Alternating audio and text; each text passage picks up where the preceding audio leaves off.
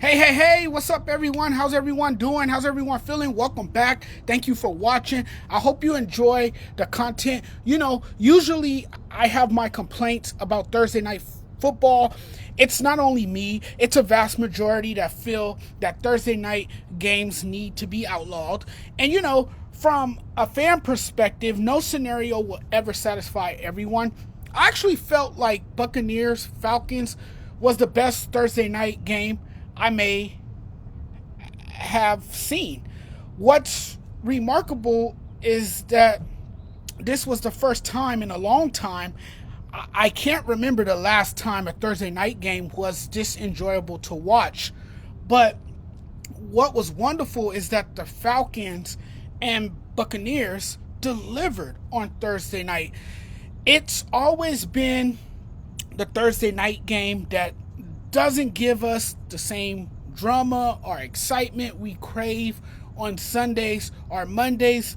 This was a great game, and to have it be on Thursday night, by far the best Amazon primetime game, the best Thursday night game. And that's huge, considering that the games on Thursday nights are usually a bad product and not a fair representation of the NFL. Primetime games, and especially Thursday nighters, are more than twice as likely to be blowouts and less likely to be entertaining. And through 4 weeks, we've seen nothing but sloppy play and blowouts take over matchups that are usually compelling. If you've learned anything on Thursday night about the Atlanta Falcons, it's that they can score. They can put up points, right? When looking at their roster, the weapons around Kirk Cousins, I think we knew they could put up points, that they can put points on the scoreboard. What made it hard to really identify this team is that, by all accounts, Atlanta's offense hadn't gelled yet. And I think as competitors and as talented of a team, they knew they could do a better job going out there and gelling together more. You got to give it time. Do not diminish who the Falcons are. This team can play. Do not downplay this team's capability. What I'm not going to do is pretend Kirk Cousins is this elite quarterback, because he's not. He's not this elite quarterback, but I'm nice enough to say he's not a game manager. I'm nice enough to say he's the perfect quarterback for the Atlanta Falcons. He's not a great quarterback, but what we've known for a long time about him is that he's good enough to get you to the playoffs. Even if he makes a mistake here and there, throws an interception. He throws an interception. But you know what? That's okay. That's okay. He'll make up for it. Either he does or doesn't, because he has moments where he throws a game-ending interception and then everybody puts most of it on him as a whole. Clearly, last night you saw offensively this team can score with anybody. Kirk Cousins continues to get better and better week in and week out. Look, Cousins is a top 15 quarterback in this league. I think I've said that before. One of the best quarterbacks in the league right now. Nobody can deny that. No doubt about it. If the Falcons, and I truly believe by the time it's all said and done, the Falcons will be crowned NFC South Division champions, playing like the way they did last night. That's why the Falcons paid him like a superstar to perform the way he did on Thursday night. That's just how much they believe in him and how much of an accomplished quarterback he is, despite the losing record in the playoffs. He doesn't have the best track record in the playoffs. I think a lot of people have discounted Cousins because of it and not really looked at what he did last year's numbers, and the reason that they gave him the pay, the big pay bag, the big contract that people were frowning on. And It's because he's a quarterback who can make stuff happen with weapons around him. I think we saw that in Minnesota, even though they fell short, each year. Atlanta's offense comes alive in a big overtime win, and Cousins, man, when they needed him to, he dazzled in a thrilling overtime win. Wow, what a game. I mean, this is what you're asking Cousins to do. I love him as a player. Guess what? Guess what Cousins does? You see it? He throws the ball hard enough, even if there's no window, and he creates a window. The guy was letting it rip. You can say this particular game was a turning of the tide, a hint that Cousins can deliver. I will say I was really encouraged. Cousins threw for 509 yards, 4 touchdowns, that 1 pick, but it really didn't matter. The game-tying drive with a minute left and no timeouts, and then the game-winning drive in overtime made up for that 1 interception. The 45-yard walk-off touchdown in overtime, Kirk Cousins to Hodge. Receivers were dropping balls in this game. The kicker missed 2 kicks, which is uncharacteristic. The defense gave up 30 points, and Cousins never flinched. Cousins played one hell of a game, just all out good ball placement. There wasn't a lot of space to fit the ball in. Nice job by Cousins. Perfect ball placement from him for the game-winning drive. It didn't matter that Young Ho Koo missed 2 field goals because he buried a 52-yarder to send the game to overtime.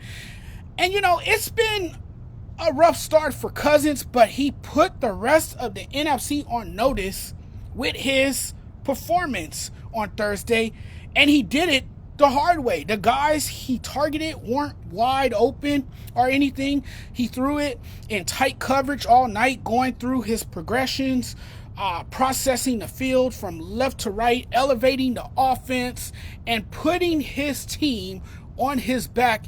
He looked really good. That was impressive to me. Kurt is a pro. It felt like last night was like, wow, unbelievable finish, wonderful game. I picked the Falcons to win the division after they added Kirk Cousins as their quarterback. Kurt has been good for a long time. He's been doing this for a long time, 10 years in the NFL. Did you know that Cousins has 15 game-winning drives in the last 4 years? Not only is that the most in the NFL, including Mahomes, that's 4 more than any other quarterback. Did you also know he has the greatest comeback in league history for a quarterback, 33 points? Did you know he's also the first player in NFL history after last night to have 450-yard passing games for 3 different franchises? The thing with him was that in primetime games, he would have a tendency to get a little tight and a little anxious. That's been his reputation for years in the NFL. Smart guy, can make plays, can make something happen with the offense, can spray the ball to all parts of the field. Detailed, very precise, and productive. If you can get him off his game a bit, or if something is off, it throws off his rhythm. But when he's, locked in and almost looks like Peyton Manning or Patrick Mahomes with the way he commands the offense, as you saw last night, Kirk Cousins is probably one of the best quarterbacks in the league. I mean, I can't sit here and deny the fact that he is, and I think right now his team just looks better than Patrick Mahomes. I mean, right now, in reality, Kirk Cousins is better than Patrick Mahomes as of right now. He's playing his best football. I mean, the Falcons on that one play early in the game, Falcons used motion to make Drake London the slot receiver late before the snap.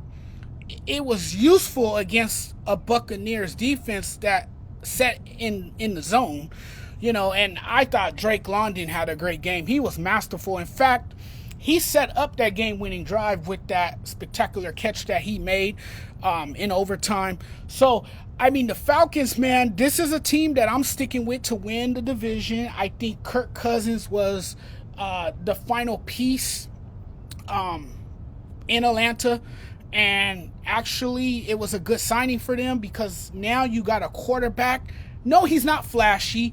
No, he's not a Patrick Mahomes or Lamar Jackson. He's not in the same tier as those two quarterbacks that I just named. But he gets it done. He gets it done for his team. He does enough to make something happen for the offense, as you saw once again last night. And he was just spectacular. And I think the Falcons made a very loud statement. And I think it was heard loudly around the league.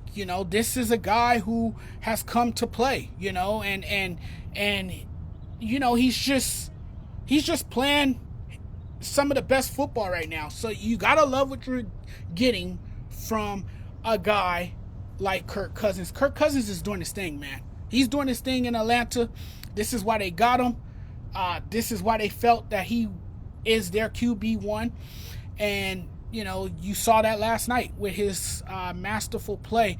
I love his ball placement. I love his he has great vision. He surveys the field. He gets everyone involved in the offense, and he has the weapons at his disposal to lead this offense the way he has. Again, not the best start to begin the season, but he's getting better and better each week, and I think he's finally settling in.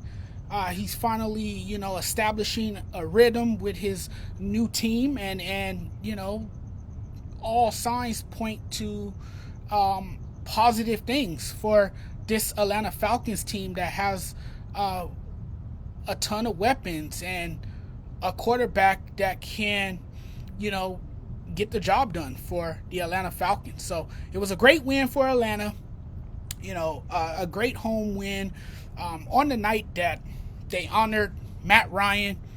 What a night it was for the Atlanta Falcons. Being at home, the crowd was wild. It was electric out there. Ludacris was in the house, in the building, and it was just a nice vibe, and the Atlanta Falcons, man, they got it done in overtime. It was a nail biter.